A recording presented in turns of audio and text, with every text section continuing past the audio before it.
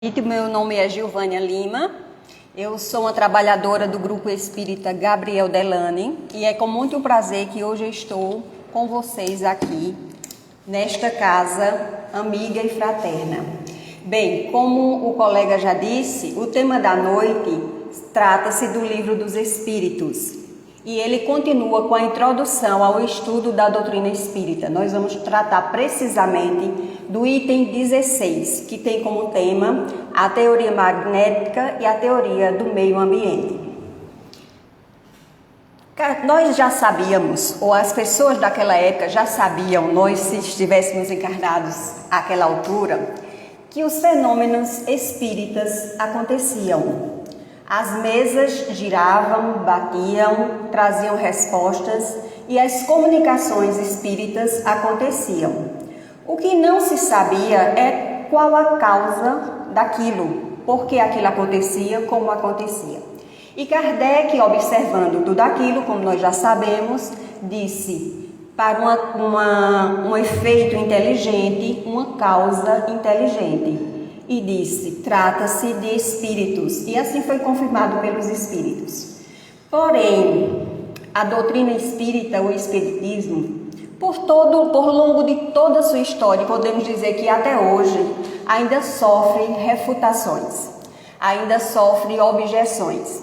E naquele tempo, com certeza, com uma maior intensidade. E assim acontecia. Kardec recebia refutações de todo, Kardec e o seu grupo, de todos os lados. Naquela época, o padre colocava o seu ponto de vista na porta da igreja. E Kardec, como um bom estudioso, inteligente, ia lá, lia e não deixava sem resposta. Como também não deixava sem resposta o pastor, o jornalista, o leigo, o cientista e todos que refutavam aquela doutrina que naquele momento se iniciava. E assim ele fez. Várias foram as refutações feitas ao espiritismo. E ele dizia, algumas delas não têm nem bases sólidas, mas como são feitas por pessoas de respeito, devemos o esclarecimento. E nos dias anteriores, nos sábados anteriores, vocês tiveram acesso ao estudo de todas essas refutações. Então, eu só trouxe aqui bem rápido, nós não vamos tratar delas, claro, mas aí, de leve, charlatanismo e ilusão. Era o mínimo que o espiritismo recebia. Trata-se de pessoas de má fé, ou então é uma ilusão, tanto do médium como da plateia que está ali assistindo. E Kardec refutava sempre. Como?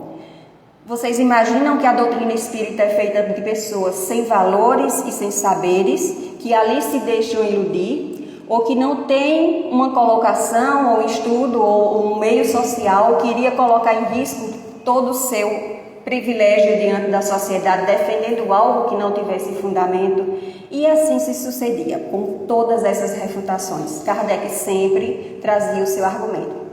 Dentro dessas refutações, houveram duas que ele disse, essas têm bases racionais. E aí nós vamos ver quais são essas duas refutações. A teoria magnética e a teoria do meio ambiente. Ele dizia, essas duas têm bases racionais. Vamos ver de que se trata cada uma dessas teorias. O que diria essa teoria? Na teoria magnética, o médium tira de si mesmo o conteúdo das manifestações que seriam dos espíritos. Tiram dele mesmo, não existe a participação dos espíritos. Na teoria do meio ambiente, o médium, em vez de tirar as comunicações de si mesmo, ele tira do meio ambiente. Por exemplo, se eu estivesse nesse momento em uma reunião mediúnica, eu ia dar as minhas comunicações tirada do conhecimento de vocês. Eu ia captar o conhecimento de vocês e ia fazer as comunicações. E aí nós vamos ver que alguns pontos, essas duas objeções, elas têm em comum. Que seria admitir a realidade que os fenômenos existem. Essas duas refutações ou essas duas objeções, ele dizia, não, os fenômenos existem. Nós estamos vendo ele acontecer. As mesas giram, as comunicações acontecem. Não negamos os fenômenos. Porém, eles existem, mas não incluem os espíritos. Os espíritos não participam disso. E aí, como eu disse, ou seria o ambiente, ou seria o próprio médium que daria as informações ou as comunicações. Vamos ver com mais detalhe essa teoria magnética. Qual o ponto principal dela? Todas as manifestações eram atribuídas aos espíritos, seriam apenas efeitos magnéticos. Falando muito sutilmente do magnetismo, que não vim para falar de magnetismo, mas aí a gente vê que a casa espírita trabalha com magnetismo, né? Nós trabalhamos com os passos magnéticos, nós trabalhamos com a água magnetizada ou fluidificada. Algumas casas trabalham com a cura, então está muito ligada à doutrina espírita. Faz parte da doutrina espírita o conhecimento do magnetismo. Então, Mesmer, no século XVIII, ele vem dizer muito sutilmente, eu vou falar muito sutilmente a teoria dele, que todas as substâncias ou todas as coisas estariam interpermeadas por um fluido. E que esse fluido, quando usado através da vontade de alguém, ele poderia ser colocado, ser feita uma analogia a uma imã. Então, todos nós temos esse fluido, estamos interpenetrados por esse fluido, e aí se a minha vontade desperta ou me faz usar esse fluido, eu vou ter a condição de ter uma força maior, assim como o metal e o ímã tem uma condição diferente, o ímã tem mais força, é um metal que atrai mais, assim se daria com a condição de um magnetizador. Vendo sutilmente essa definição de magnetismo, nós vamos entender que o magnetismo e a doutrina espírita, eles vêm trabalhando desde o começo da sua história, de alguma forma, juntos. A teoria magnética, como ela se processa? Os médios ficariam no estado que se pode chamar de sonambulismo desperto. Como seria isso? Na nossa realidade, a gente poderia dizer que seria um transe mediúnico, né? Digamos que aqui estivesse acontecendo uma reunião mediúnica e a pessoa entra em um transe. A sua consciência, ela é afastada e aí a sua inteligência, ou para nós espíritas, o seu perispírito se expande e ele vai em outras realidades que não essa que nós estamos vivendo no presente. Não se trata de dimensões de tempo, mas em outras realidades que não essa que o corpo físico está no presente. A teoria magnética, que é o sonambulismo desperto, nela isso se trata da concepção dessa teoria magnética, não é o que o Espiritismo diz. As faculdades intelectuais adquirem um desenvolvimento anormal. Os círculos de percepções intuitivas se ampliam além dos limites de nossa percepção ordinária. O que essa teoria dizia? Essa teoria dizia, olha, a pessoa entra, como eu disse, em um transe mediúnico, ou nessa condição de sonambulismo desperto. A pessoa entra nessa condição, se dispersa desse ambiente e ele vai buscar esse conhecimento através dele mesmo. Se de repente alguém dissesse aqui da plateia, digamos que nós estivéssemos naquela época em uma reunião, e alguém dissesse, eu gostaria de ter informação sobre uma cirurgia cardíaca.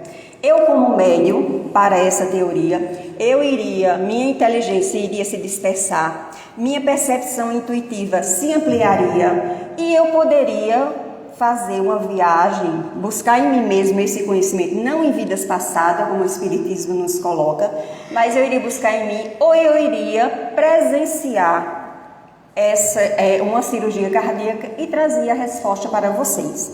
Então, o próprio médio, de alguma forma traria essa informação, sem adquirir com os espíritos ou também em vidas passadas. Não existia isso.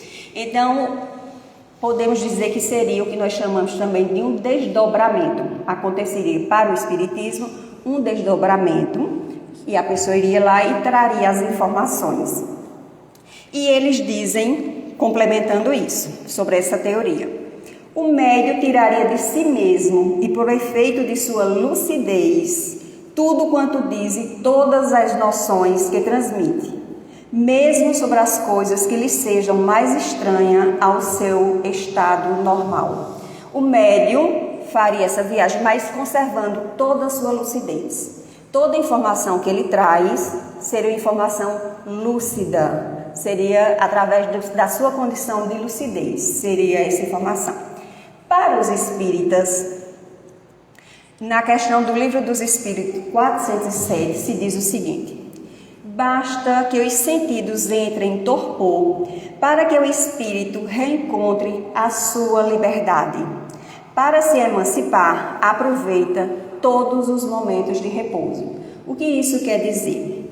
Que toda vez que nós entramos em uma condição de repouso, que nós colocamos mais o nosso corpo físico mais ao lado, nós nos expandimos, o nosso perispírito se expande e fica mais solto. Como nós vemos isso? Às vezes, como ele coloca aqui, em um pequeno espaço. Às vezes nós damos um pequeno cochilo. Estamos em casa e a gente dá um pequeno cochilo. E alguém, de coisa de minutos, 2, 3, 4, 5 minutos. E alguém chega e nos chama e a gente tem aquele susto. A sensação que nós temos é que o nosso espírito está voltando, realmente. E ali o perispírito se expandiu e é aquele choque, né? Como a gente se acorda com aquele susto.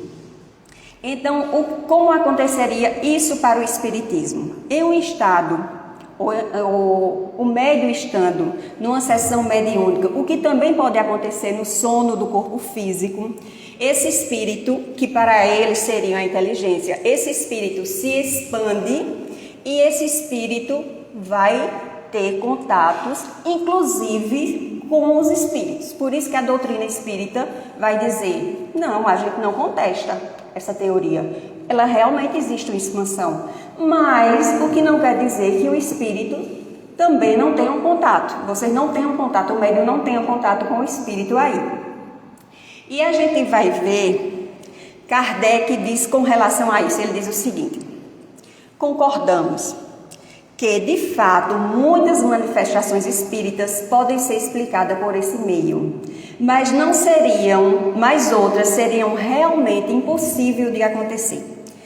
Vede e observai, porque seguramente ainda não vistes tudo. Ele diz assim: olha, tem mais coisa. O que vocês dizem aí dessa expansão da inteligência está fundamentado, é isso mesmo. Mas tem mais coisas que podem ser vistas.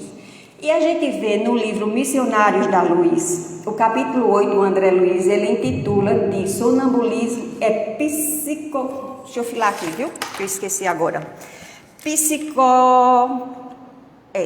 Psicofonia sonambúlica. E ele trata da médium Celina, que ele vai descrever o capítulo falando dessa condição mediúnica dela, e no final ele trata também como psicofonia inconsciente. O que seria isso? Enquanto ela está na reunião mediúnica, ela está inconsciente do que está acontecendo ali, ao redor dela.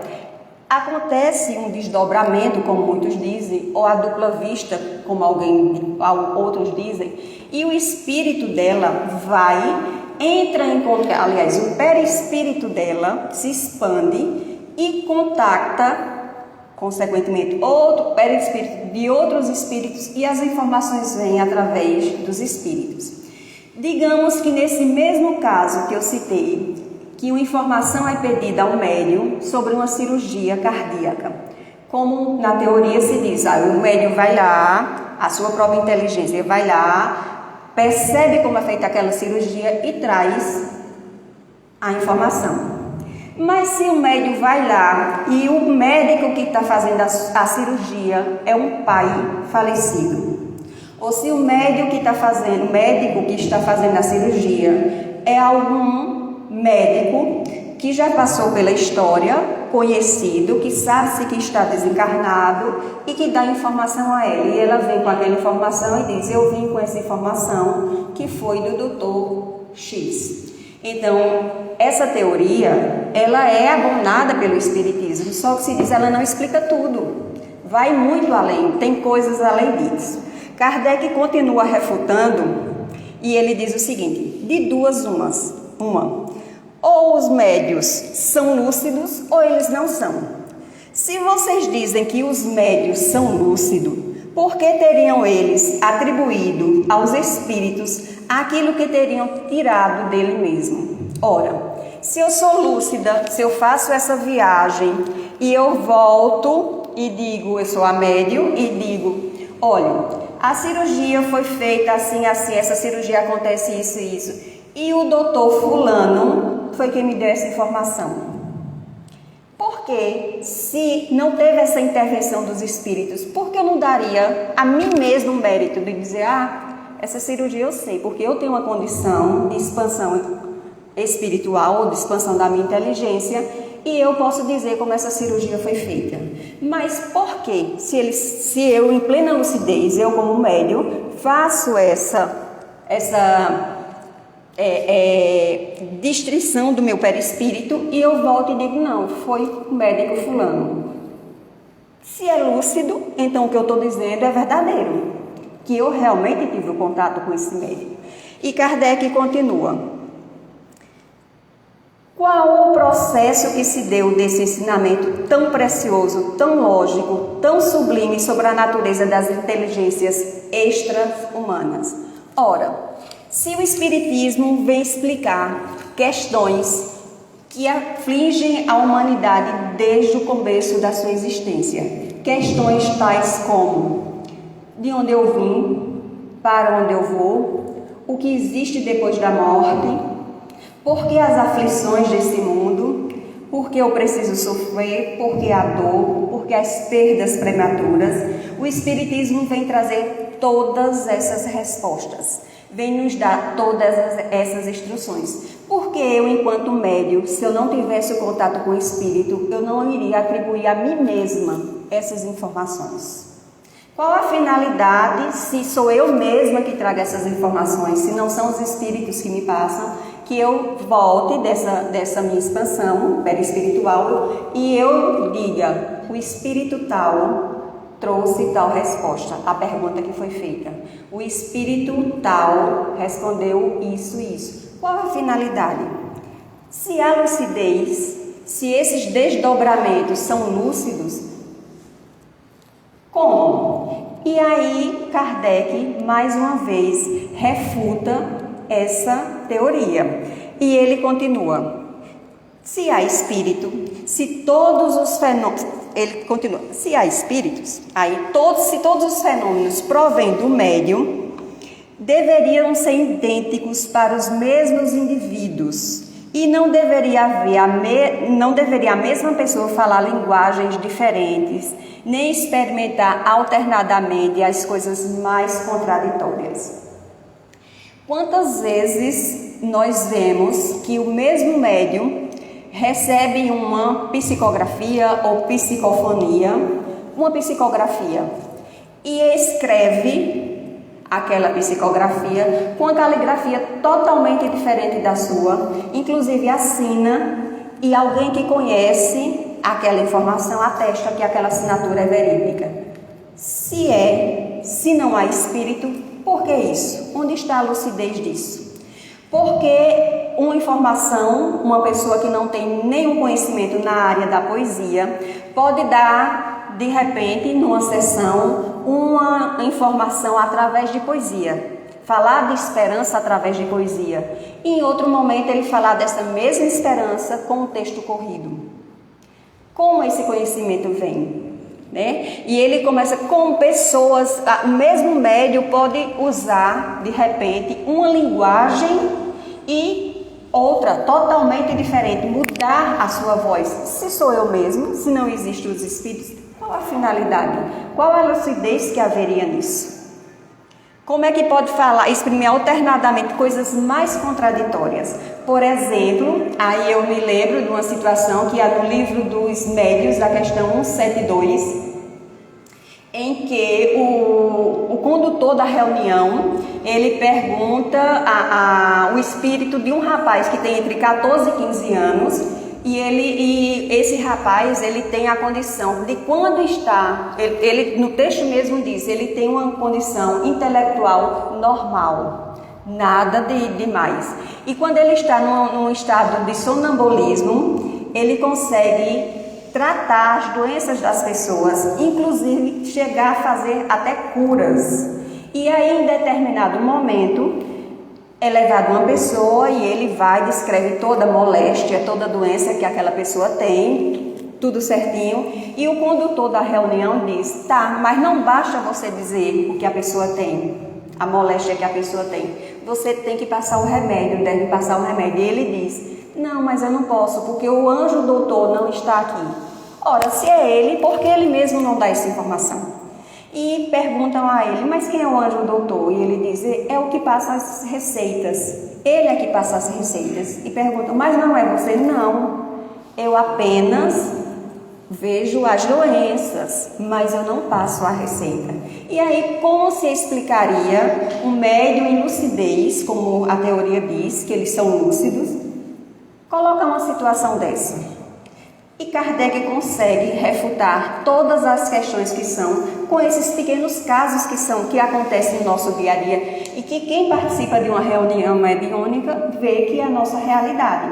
É o dia a dia da casa espírita, essa divergência de informações, a mudança da voz, a condição da escrita, a questão de assinar em nome de pessoas que já faleceram, a questão de você atestar que a caligrafia daquela pessoa é idêntica, como já foi testado em vários casos, por vários médios, é idêntica à assinatura, à caligrafia da pessoa que já desencarnou.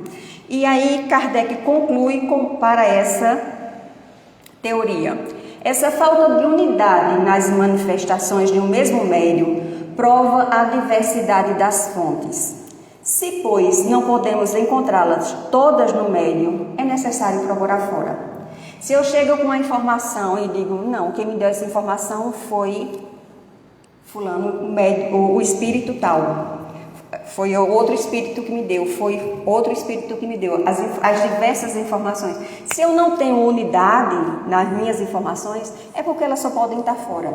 Não se encontra tudo no médium. E Kardec diz, boa parte a teoria do magnetismo pode explicar, mas não tudo. A gente vê muito nessa questão, quando a gente vai ver, me lembra muito a questão da experiência EQM, que a pessoa se sai do corpo e vê ali todo o procedimento que está acontecendo com ele, tudo que está acontecendo e descreve direitinho.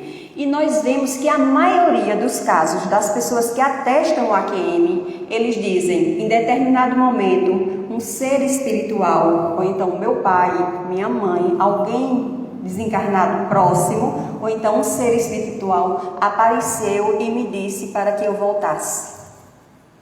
A gente vê muito. E aí, como negar a intervenção dos espíritos nessas comunicações ou nessas experiências espirituais?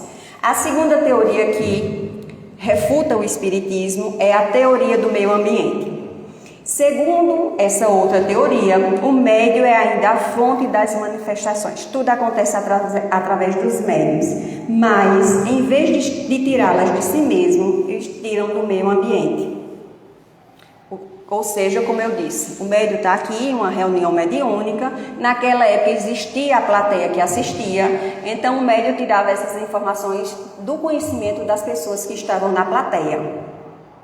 Como se processa essa teoria do meio ambiente? O médium seria uma espécie de espelho, refletindo todas as ideias, pensamentos e os conhecimentos das pessoas que o cercam. Nada diria se não fosse conhecido, pelo menos, de alguma delas. Em cada um de vocês, se eu estivesse nessa reunião, em cada um de vocês eu ia buscar o que tem o conhecimento sobre aquilo que foi perguntado, sobre aquilo que foi indagado. E eu seria um espelho, iria refletir simplesmente o conhecimento, o pensamento de vocês. Era como se eu fosse oca, Eu não teria nenhuma consistência em mim para responder, então eu iria buscar no outro. O que Kardec diz sobre essa teoria? Não se pode negar, e vai mesmo nisto, um princípio da doutrina espírita. Kardec ele diz assim, ora, mas a doutrina espírita já diz isso, que as pessoas que ali estão, na plateia, influenciam os seus pensamentos, influenciam sobre a reunião, influenciam sobre os médios. É tanto que tem situações que chega uma pessoa que não está tão bem numa reunião mediúnica e é sentido por todos os membros da reunião que a reunião não foi 100% equilibrada, porque ali tem alguém que precisava ser mais assistido ou que não estava também. Então, o fato dessa influência do meio, Kardec nunca negou. Ele disse, a influência sempre foi exercida pelos assistentes sobre a natureza da manifestação. Sempre existiu. A gente não precisa nem tão longe de falar de uma reunião mediúnica, como algumas pessoas, a gente sabe que o meio influencia. Algumas pessoas chegam a sentir a energia perispírita, né? Porque nosso perispírito expande do nosso corpo. Tá? Aqui através do nosso corpo, e aí é o que alguns que têm evidência podem ver e classificam como a áurea. Estou vendo a sua áurea. Então, a questão da influência do ambiente sobre o médium é inegável. O Espiritismo não nega. Não podemos esquecer que Kardec estudou o Espiritismo o magnetismo por mais de 35 anos. E ele chega a afirmar na Revista Espírita que o magnetismo e o Espiritismo são ciências irmãs. Inclusive o magnetismo deu os primeiros passos para o Espiritismo. Então, Kardec era um profundo conhecedor do magnetismo. Quando vem com essas refutações falando sobre isso, ele diz, mas isso eu já sei, mas isso nós já praticamos, já sabemos, já temos conhecimento dessa teoria. Aí eles acham um pouco quando diz, mas você já sabe, eles dizem assim, Kardec diz, essa teoria não aborda todos os fatos, não consegue abarcar todos os fatos. Algumas comunicações do médium são completamente estranhas ao conhecimento dos que estavam ali, aos pensamentos, aos conhecimentos e às opiniões do presente, e contradizem as ideias preconcebidas. É como se aqui eu precisasse responder, eu estou me colocando na condição de médium, e eu precisasse responder, me fosse feita uma resposta para falar sobre uma nova descoberta do coronavírus, vamos supor, algo do coronavírus. E aí eu fosse consultar aí na plateia e ninguém sabe. Como era que eu ia buscar esse conhecimento, esse pensamento sobre essa informação que não tem? Aí Kardec diz, não, mas contradiz. Tem pessoas que não têm informação nenhuma sobre isso. Como vai dar essa informação? Aí eles dizem, não, mas aí a irradiação amplia-se além desse círculo que está aqui, vai procurar na cidade, no país, no mundo inteiro e até em outras esferas. Eu vou procurar esse conhecimento em todos os cantos. Kardec faz um rebate sobre essa questão e ele diz, de onde os médios foram tirar? Então, se eles vão buscar no mundo inteiro, Kardec diz, então de onde os médios foram tirar? Que não estava no pensamento de ninguém. Até então, Kardec que interpretou, que começou a fazer as perguntas e colocou que ali era um efeito inteligente, um fenômeno inteligente. Aí ele diz, como é que não estava no pensamento de ninguém aqui na Terra? E chegou a essa resposta, que seriam os espíritos que estavam por trás das manifestações. E aí eles começam, como? Se ele sempre vai buscar essa resposta no pensamento de alguém, nas ideias, no conhecimento, se não estava, de onde saiu a resposta? Que seriam os espíritos que estavam por trás dessas manifestações. Porque milhares de médios espalhados por todo o globo, que nunca se viram antes, combinaram em dizer a mesma coisa. Nós sabemos que o Espiritismo é ciência porque é investigatível, né? E ele um dos princípios do Espiritismo é não ter a resposta de um só médium. E aí Kardec foi buscar essas respostas que constituem o livro dos Espíritos, o livro dos médiuns, em vários países, com vários médios, de vários lugares, inclusive de várias idades, né? Tanto mais adulto como pessoas mais maduras. E aí Kardec diz, como pode se dar de vários cantos chegarem essas informações e elas coincidirem? Se as pessoas, cada um está mais próximo, eu estou mais próximo de Silmara, eu poderia ter essa informação, mas Silmara recebe essa informação de uma pessoa que está do outro lado do mundo, dá essa informação a um médium que está muito mais distante. E aí como se dá esse processo? Kardec interroga.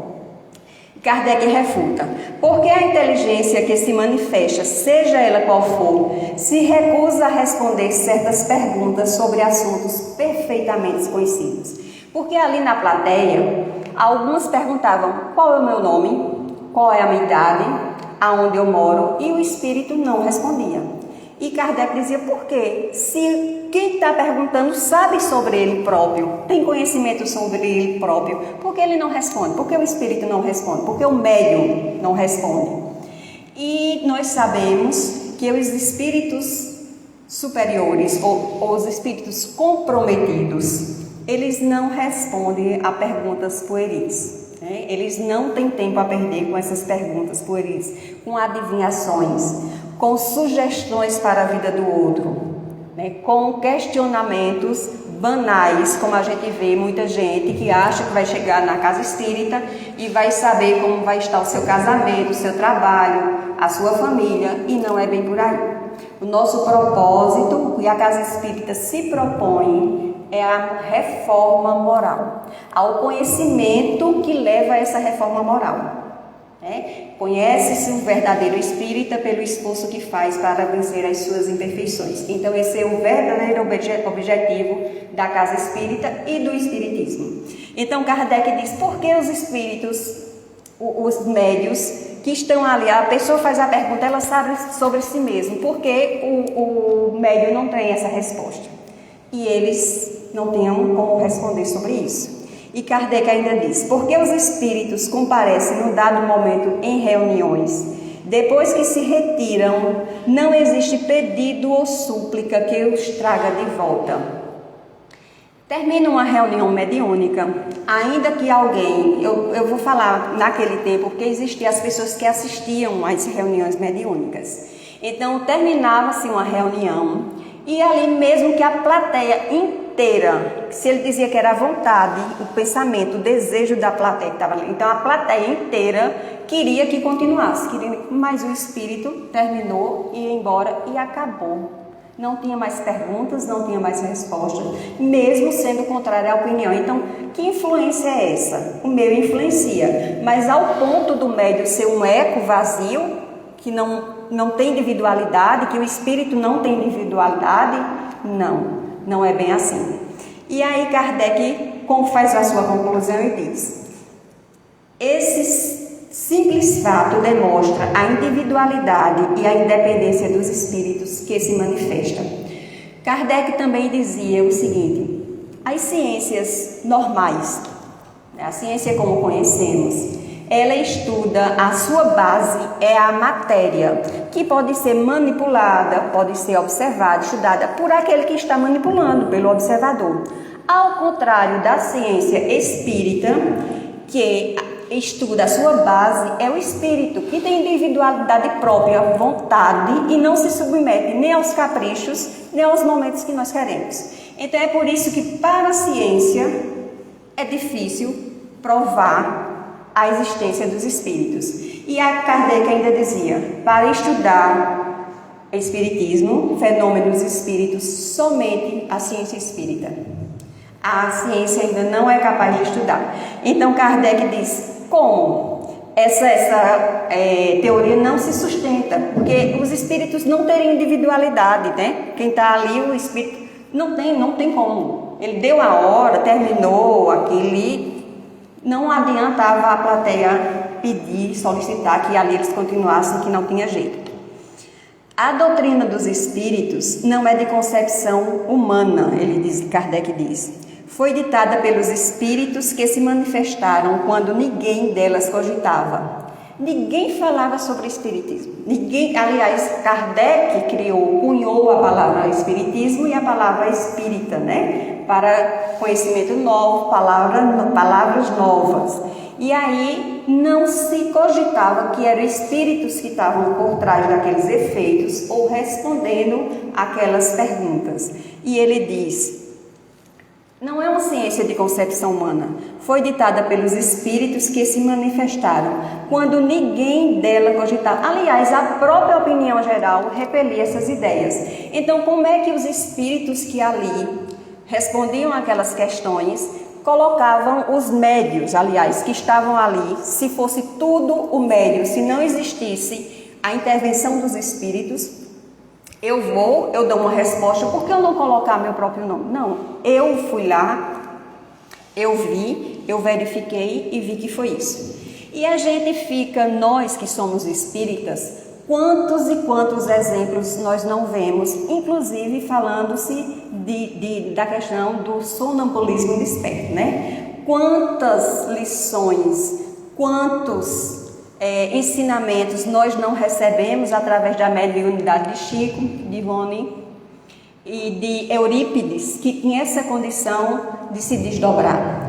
É uma questão que a gente vê que não tem como negar que seja o espírito. Com o próprio Eurípides Passanufo, quando a primeira reunião que ele vai frequentar, que ele vai visitar, né? Ele ainda nem era, e ele vivia aflito para saber as questões sobre o Sermão da Montanha. Ele queria explicações maiores sobre o Sermão da Montanha. E nem o próprio padre da igreja, que ele era muito católico, conseguia dar essas informações a ele. Dito que ele tinha acesso à Bíblia, que era coisa raríssima naquela época, só o padre concedeu a ele em confiança porque ele era um fiel devoto. E aí, quando ele leu, ele ficou aflito com aqueles questionamentos. E quando ele chega na casa que estava havendo o movimento espírita, ele coloca: eu gostaria que a comunicação viesse através de fulano, que era uma pessoa analfabeta, que não tinha conhecimento nenhum, e que o próprio João Evangelista viesse me trazer essas informações. E aí ele recebeu essas informações desse médium que era analfabeto, sem nenhum conhecimento, independente de ser analfabeto, nem ouvir ele teria condições de ter visto, porque a Bíblia era um instrumento muito restrito naquela época. E aí ele vai e discorre sobre todas as dúvidas que Eurípides tinha, e ele automaticamente se converte ao espiritismo. Como negar a existência da comunicação com os espíritos em nossa própria vida? Como negar que a luta que Kardec teve em refutar todas essas objeções a essa doutrina que hoje nós abraçamos e que faz parte da nossa vida, que é a doutrina consoladora? Como negar que os espíritos trouxeram essas respostas que consolam o nosso bem-viver hoje? Como negar que essas respostas nos trazem uma condição melhor de viver? Como negar que essas respostas trazidas pelos espíritos abrem a nossa mente e o nosso coração e nos fazem viver e ser melhores a cada dia? Como negar que tudo isso que nós aprendemos com a doutrina espírita é realmente transformador? E o maior fato de não negar isso é a nossa própria vida, é o nosso próprio melhoramento, é a nossa própria forma de enfrentar as nossas dificuldades, com fé, confiança. E para finalizar, eu gostaria de trazer para vocês, bem resumidamente, que já está na hora, uma passagem que tem no texto A Vida Escreve, que é uma escrita de Chico Xavier através do espírito Hilário Silva. E ele fala de um desdobramento que Eurípides Barçanufo teve. Muitos de vocês já devem conhecer isso. E ele conta, Eurípides era uma pessoa que se desdobrava assim, né? Estava dando aula e de repente ele tinha todas as condições mediúnicas, e uma muito latente nele era essa condição do desdobramento ou do sonambulismo desperto. Ele estava dando aula e ele próprio, por isso que Kardec diz, não tem como negar que realmente o espírito pode fazer muita coisa. Quantas vezes ele em aula ia lá e fazia o espírito dele, o espírito, ia lá e fazia os partos das pessoas que precisavam. Ele próprio estava lá e fazia isso. Como negar que essa teoria é embasada, mas que não fica só nisso? E aí a gente vê quando Eurípides fala desses desdobramentos, Hilário vem trazer para a gente que no desdobramento também existe a participação do espírito. E às vezes, que espírito, né, minha gente? E ele conta que Eurípides estava lá e nesse momento ele estava sentado lá em um ambiente e nesse momento ele se desdobrou. E ele se viu fazendo uma viagem muito longa, e ele queria voltar para o corpo, mas não conseguia. Era como se mãos invisíveis, intangíveis, o conduzissem a um lugar e ele se via afastando, o ar ia mudando, o perfume do ar ia mudando, a condição do ar ia mudando e ele foi. De repente ele chega em um local e ele vê um homem de cabeça baixa. Quando ele avança um pouco, ele percebe que é o Cristo. E ele diz, nesse momento, eu caí de joelho. Tentava me aproximar, mas não me achava incapaz. E aí, diante daquela figura que me magnetizou todo, as lágrimas rolaram no meu rosto. Lágrimas grossas invadiam meu rosto. E ele diz que quando ele olhou naquela direção, ele não tinha coragem de olhar na direção diretamente para o olhar daquele homem, mas quando ele olha, ele percebe que o Cristo também chora. E quando ele vê que o Cristo chora, ele tem vontade de humildemente ir lá e consolar, né? Eu imagino a sensação, eu fico imaginando como isso se dá. E ele diz, eu tive vontade de ir lá e de consolar o Cristo, mas algo me prendia e eu não conseguia sair daquele local. E aí criei coragem e perguntei, Senhor, por que tu choras? Imaginou ele que seria pelas blasfêmias, pelo sarcasmo que nós fazemos com o próprio Cristo. E aí ele olha e diz, Senhor, tu choras pelos que não creem em ti? E o Cristo diz, não. Cristo responde agora ao olhar, não, meu filho, não sofro pelos descrentes, não sofro pelos descrentes aos quais devo amar. Choro por todos os que conhecem o Evangelho, mas não o praticam. Eurípides não sabia descrever o que se passou então. Desceu, acordou na carne e desde então serviu ao Cristo. E aí a gente fica vendo, quando a gente vê o relato de um espírito desse que traz a condição de outro espírito que tem esse desdobramento e se encontra com o espírito como Cristo, né? Como negar a interferência dos espíritos em nossa vida? Como negar a assistência que nós temos no nosso dia a dia? Como negar o nosso anjo de guarda? Como negar essa doutrina amada por todos nós? E aí eu agradeço a vocês pela atenção e que fique a reflexão e o nosso louvor a essa doutrina amada que nos diz, há espírito sim. E eles estão ao nosso redor, nos guiando e nos levando para viver melhor. Muito obrigada a todos.